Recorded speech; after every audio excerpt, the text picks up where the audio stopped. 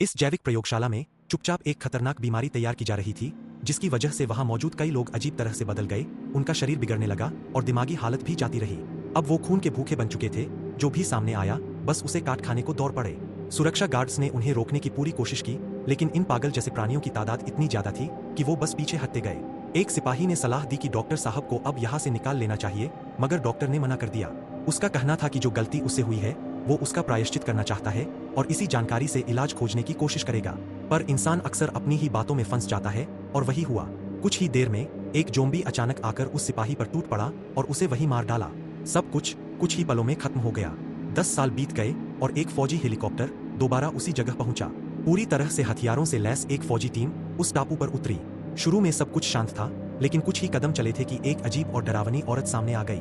पूरी टीम सतर्क हो गई और तभी अचानक डरावने इंसान जैसे प्राणी चिल्लाते हुए उनकी तरफ दौड़ पड़े। कैप्टन ने तुरंत गोली चलाकर पहले जोम्बी को गिरा दिया, लेकिन गोली की आवाज से और ज्यादा जोम्बी टूट पड़े। जब चारों तरफ से हमला होने लगा तो कैप्टन ने पीछे हटने का आदेश दिया, लेकिन हैरानी की बात यह थी कि पीछे की ओर भी जोम्बी फैले हुए थे। उस लड़ाई में एक जवान जो पीले बालों वाला था एक जोम्बी से भिड़ रहा था, और इसी बीच उसका संपर्क यंत्र नीचे गिर गया और उसे खबर भी नहीं हुई। भले ही टीम पूरी तैयारी में थी, लेकिन इन भयानक प्राणियों की भीड़ के आगे कुछ कर पाना मुश्किल हो गया।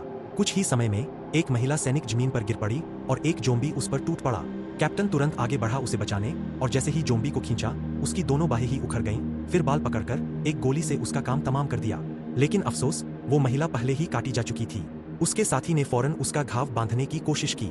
आसपास के जोम्बी अब धीरे धीरे मारे जा चुके थे और कैप्टन ने राहत की सांस ली।